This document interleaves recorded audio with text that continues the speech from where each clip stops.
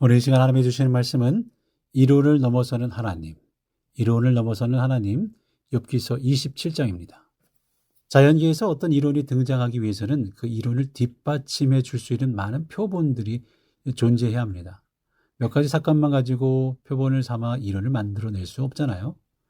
반복되는 사건을 관찰해서 패턴을 발견하고 그것이 어떤 조건 하에서 일정하게 나타날 때 과학자들은 이론화시키고 발표해서 학계의 동의를 얻게 됩니다.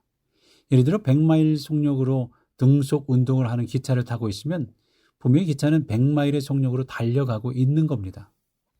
그런데 반대편에서 똑같은 속력으로 오는 기차가 옆을 지나갈 때면 그 기차 안에 타고 있는 사람은 그 속도감을 어떻게 느끼게 될까요? 그렇죠. 2배의 속도감을 느끼게 됩니다. 하지만 기차 밖에서 교차하는 기차들을 보고 있는 사람들은 두 기차가 똑같이 100마일의 속력으로 달린다 생각합니다. 객관적으로 볼 때는 두 기차가 등속 운동을 하는데 타고 있는 사람은 교차할 때 2배의 속력을 느끼는 것은 이상한 일이 아닐 수 없습니다. 사람들은 처음에 이 현상을 이상하게 느끼다가 연구하고 조사하다가 상대성 이론이 나오게 된 거죠. 모든 일에는 사건이 먼저이고 그 사건이 계속 반복될 때 이 패턴을 연구해서 이론화하는 작업을 거치게 됩니다. 그래서 과학자들이 어떤 이론을 발표하면 이전에 같은 사건들이 많이 있었다라는 것을 이해하게 됩니다. 아직도 많은 과학자들은 법칙을 찾아내고 연구해서 이론화하기 위해 노력하는 중입니다. 하나님에 대해서도 역시 같은 일이 반복됩니다. 하나님은 이런 분이시다라고 할 때는 많은 믿음의 선진들이 몸으로 경험하고 깨닫고 난 이후에 비슷한 경험을 한 사람들의 동의를 얻습니다. 그 후에 신학자들이 하나님 이해에 대한 명제를 정리했습니다. 하나님은 사랑이시다 라는 명제를 부정하는 사람은 아무도 없습니다. 하나님은 약자 편에 서신다 라는 명제도 부정하는 사람이 없습니다. 그러나 하나님은 지금까지 알려져 있는 명제 이외에 또 다른 새로운 명제를 만들고 계시죠. 하나님은 지금도 살아계셔서 끊임없이 일하고 계시기 때문입니다. 그러니까 지금까지 알려진 하나님이 전부다라고 하는 것이 아니라 내가 알고 있는 하나님이 전부가 아니라는 사실을 기억해야 하는 거죠. 많은 사람들은 내가 지금까지 경험한 하나님, 성경을 통해서 내가 배운 하나님, 그 하나님이 전부라고 생각합니다. 우리는 성경을 다 배우지 못했고 말씀을 통해 증거된 하나님도 깨닫지 못했는데 하나님을 100% 안다고 생각하는 착각에 빠져 있을 수 있습니다. 때론 이것이 독선이죠. 이때 독선이 생기는 거예요. 이때 다른 사람이 경험하는 새 창조의 하나님을 받아들이지 못하는 겁니다. 그런 의미에서 욥의 친구들은 같은 오리에 빠져 있습니다. 그들은 자신이 경험한 하나님, 자신들이 배운 하나님이 하나님의 전부인 줄 알았습니다. 욥에게 와서 내가 지금 고통 가운데 있는 것은 하나님께 죄를 범해서 그런 거니까 어서 회개하라고 설득하죠. 그러나 욥이 듣지 않으니 독소를 내뱉습니다. 그래도 듣지 않으니까 포기해버렸어요. 친구들의 변증이 3라운드에 끝나고 욥이 친구들에게 말합니다. 욥이 친구들의 말을 듣고 있자니 화도 나고 억울하기도 하고 이제 그들에게 측은하기까지 했습니다. 당신이 경험한 하나님이 전부가 아님에도 불구하고 그 하나님을 경험하고 있는 친구들이 측은했습니다. 욥은 친구들에게 이렇게 말을 하죠. 11절 하나님의 솜씨를 내가 너에게 가르칠 것이요 전능자에게 있는 것을 내가 숨기지 아니하리라. 욥은 친구들에게 자신의 하나님의 솜씨를 가르치겠다고 합니다. 여기서 하나님의 솜씨라는 말은 원어에 보면 하나님의 손입니다. 그러니까 하나님의 손이 하신 일이 무엇이냐라는 거예요.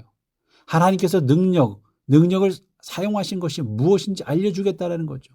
그리고 지금도 하나님은 손을 사용하셔서 능력을 발휘하셔서 솜씨를 부리고 일하고 계신다라는 말입니다. 그 하나님의 솜씨가 태초로부터 지금까지 그치지 않고 여전히 일하고 계신다라는 말씀이죠. 이어서 12절 말씀 너희가 다 이것을 보았거늘 어찌하여 그토록 무익한 사람이 되었는고. 너희는 지금도 일하시는 하나님의 솜씨를 나를 통해 보고 있지 않느냐. 다 보고서도 그렇게 어떻게 무익한 사람이 되었냐. 알지 못하는 자가 되었냐. 어떻게 그렇게 무식한 말들을 내뱉고 있느냐라는 거죠. 하나님은 죄가 없어도 이렇게 공경 가운데 몰아넣기도 하시고 하나님은 특별한 이유가 없어도 고생시키기도 하시는 분이시다. 이를 통해서 무엇을 깨닫게 하시는지 다 알 수 없지만 알지 못하지만 이것이 하나님의 놀라운 솜씨다라고 욥이 친구들에게 가르치고 있는 겁니다. 물론 욥은 지금 누구를 가르칠 만한 처지가 못 됩니다. 욥은 어떤 상황에 있습니까? 자신이 가진 거 다 잃고 육신적으로 고통 가운데 있어요. 질그릇을 깨뜨려서 자기 몸을 긁고 피가 나고 딱지가 나고 그 어려운 그 상처 속에 벌레들이 들끓고 있는 가운데 처해져 있어요. 그런데 그가 하나님의 솜씨를 노래합니다. 하신 일을 노래합니다. 그렇게 그가 하나님의 솜씨를 가르치겠다고 호언합니다. 그런데 생각해 보면 이런 상황은 예수님 시절에도 일어났던 일이에요. 예수님 시대에 하나님을 다 알고 있다고 믿었던 사람들 누구였죠? 바리새인, 서기관, 내가 법은 잘 알아, 율법은 잘 알아, 율법학자들이었어요. 그 사람들은 하나님에 대해 100% 알고 있다고 생각했습니다. 그들은 나사렛에서 선한 것이 나오지 못한다라고 단정했죠. 어찌 선한 것이 나사렛에서 나올 수 있겠느냐라고 말입니다. 어떻게 목수의 아들이 우리를 가르치겠냐라는 거예요. 이 말은 우리가 알고 있는 것이 전부가 아니라는 말이죠. 우리는 우리가 가지고 있는 하나님에 대한 이야기가 전부라고 생각하는 착각에서 오히려 벗어나야 한다는 말입니다. 욥은 비록 자기가 처해 있는 현실이 딱딱하고 고통스럽지만 큰 고난과 어려움을 통해서 하나님의 솜씨, 손길, 능력을 직접 보았습니다. 오늘 우리도 하나님의 이 손길, 솜씨를 느끼고 살지 않습니까? 남들이 볼 때 우리를 걱정합니다. 저 사람이 어떻게 살아갈까? 저렇게 힘든데 숨쉬고 살아갈 수 있을까? 고통을 견뎌가는 데에도 하나님의 대단한 솜씨 때문에 우리는 오늘도 호흡을 이어가고 있고 오늘도 새로운 창조를 이루시는 하나님의 긍휼을 덧입고 살고 있는 줄로 믿습니다. 지금 교단의 상황과 우리가 받은 영향으로 걱정의 우려도 있습니다. 아니 미국에서 소수민족으로 미네소타에서 한국인이 이렇게 소수민족이라는 것을 새삼 느껴봅니다. 이렇게 살아가는 것이 쉽지 않죠. 그래도 우리가 다 모르지만 그 손길 속에 우리 교회는 하나님의 인도하심을 받고 있는 줄로 믿습니다. 우리는 아직까지 일원화되어 있지 않는 하나님에 대한 이해를 정교하게 다듬어 가고 있는 중입니다. 그리고 우리는 후손들과 주변 사람들에게 이렇게 말할 수 있습니다. 지금까지 내가 배운 하나님이 전부가 아니다. 하나님은 지금도 역사를 이루어 가시는 하나님이시다. 이렇게 간증할 수 있는 거죠. 오늘 하루를 살아가면서 지금까지 내가 알고 있던 하나님을 넘어서는 새로운 하나님을 경험할 수 있기를 바랍니다. 그동안 우리 교회에 역사하신 하나님이시지만 또 다른 시대를 만나 또 다른 하나님을 경험하고 그 경험을 간증하고 나눌 수 있는 우리 모두가 되기를 간절히 바랍니다. 지금 내가 알고 있는 하나님이 전부가 다 아닙니다.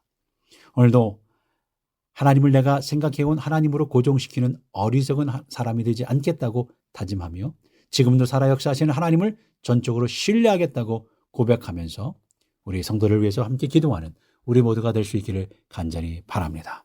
다 같이 기도하겠습니다.